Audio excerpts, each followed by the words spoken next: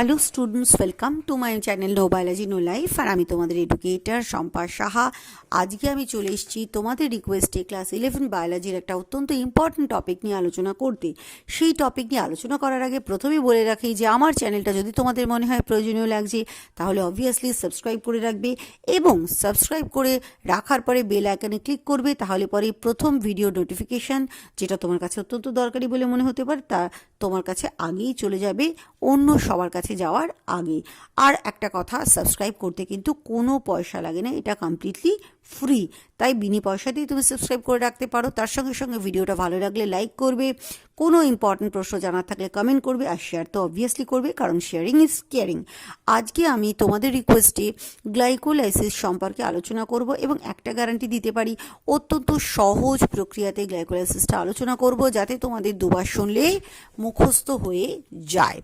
চলে আসি যে গ্লাইকোলাইসিস কাকে বলে।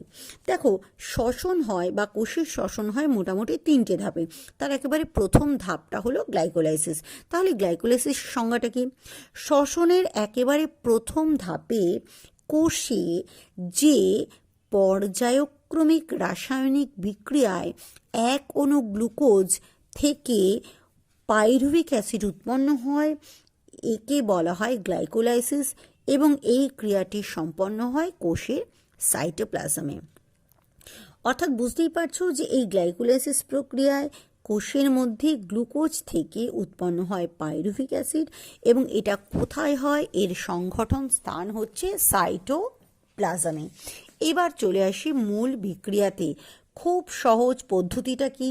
পদ্ধতি হচ্ছে গ্লুকোজ থেকে গ্লুকোজ 6-ফসফেট, গ্লুকোজ 6-ফসফেট থেকে ফ্রুক্টোজ 6-ফসফেট, ফ্রুক্টোজ 6-ফসফেট থেকে ফ্রুক্টোজ 1,6-বিসফসফেট।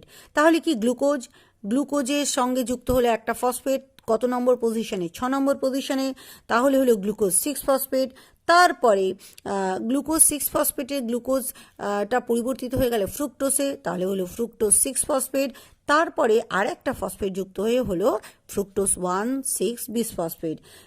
এইবার এই যে ফ্রুক্টোজ 1,6-বিসফসফেট যতগুলো উৎপন্ন হলো, তার কিছুটা কোষে রয়ে গেল 1,3-ডাইহাইড্রক্সি অ্যাসিটোন ফসফেট রূপে। 1,3-ডাইহাইড্রক্সি অ্যাসিটোন ফসফেট, যেটাকে তুমি ড্যাপ বা DHAPও বলতে পারো।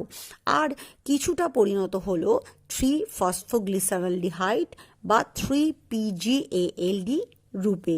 এবার এই যে 3-PGALD, সেটার থেকে উৎপন্ন হলো 1,3-BPGA, তার থেকে উৎপন্ন হলো 3-PGA, তার থেকে হলো 2-PGA, তার থেকে হলো 2-ফসফোএনল পাইরুভিক অ্যাসিড, তার থেকে পাইরুভিক অ্যাসিড।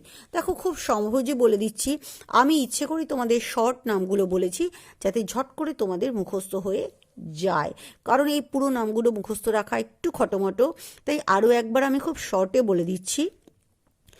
প্রথমে পাচ্ছি আমরা গ্লুকোজের থেকে পাচ্ছি আমরা গ্লুকোজ 6-ফসফেট বা 6-ফসফেট।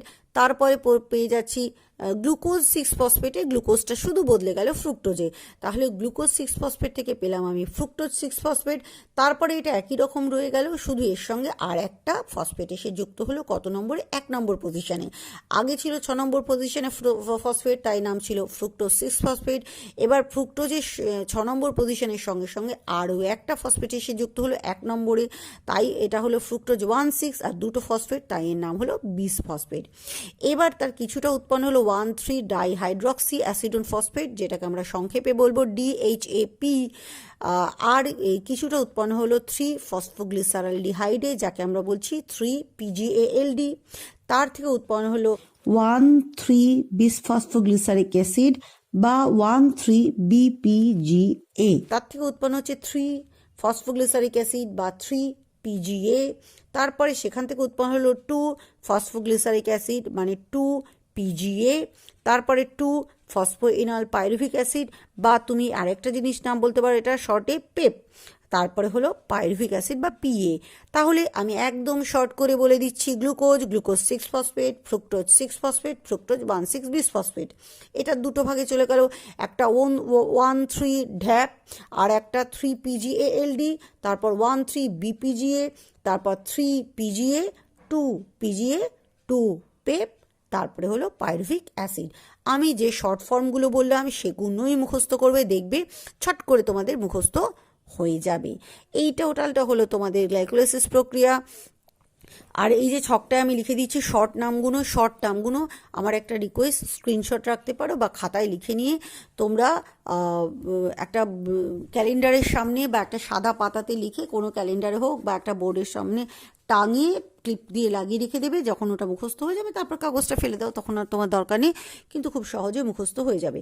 এবার এর তাৎপর্য কি? গ্লাইকোলাইসিসের ফলে পাইরুভিক অ্যাসিড উৎপন্ন হয়। কোথায়? গ্লুকোজ থেকে পাইরুভিক অ্যাসিড পাই আমরা। এই পাইরুভিক অ্যাসিডটাই কিন্তু পরবর্তী ধাপে খুব প্রয়োজনীয়। এখানে আমরা 8 অণু এটিপি পেতে পারি। 3 নম্বরে হচ্ছে যে এখানে কোনো কোনো অবাধজীবী ব্যাকটেরিয়াদের ক্ষেত্রে বা প্রাণীদের ক্ষেত্রে এই গ্লাইকোলাইসিসের শ্বসনের মূল ধাপ। এছাড়া কি গ্লাইকোলাইসিস হলে সকল প্রকার জীবকোষে গ্লুকোজ জারণ হয়, অর্থাৎ এবং এই গ্লাইকোলাইসিস কিন্তু যারা অক্সিজেন নিয়ে, মুক্ত অক্সিজেন নিয়ে বায়ুজীবী জীব শ্বসন সম্পন্ন করে বা অবায়ুজীবী জীব যারা মুক্ত অক্সিজেন নেয় না, তারাও কিন্তু এই গ্লাইকোলাইসিস প্রক্রিয়ায় শ্বসন সম্পন্ন করে। অর্থাৎ পৃথিবীর সব প্রাণীদের ক্ষেত্রে কিন্তু গ্লাইকোলাইসিস কমন। বাকি ধাপটা কারোর কারোর ক্ষেত্রে হতেও পারে, কারোর কারোর ক্ষেত্রে নাও হতে পারে, কিন্তু গ্লাইকোলাইসিস সবার ক্ষেত্রেই দেখতে পাওয়া যায়। আশা করা যায় তোমরা খুব সহজে বুঝতে পারলে। এবং বারবারই একটা কথা বলছি, এই যে আমি শর্ট ফর্ম দিয়ে লিখিয়ে দিলাম সেটাকে তোমরা মুখস্থ করবে। আর কোনো প্রশ্ন থাকলে কমেন্ট বক্সে জানাবে।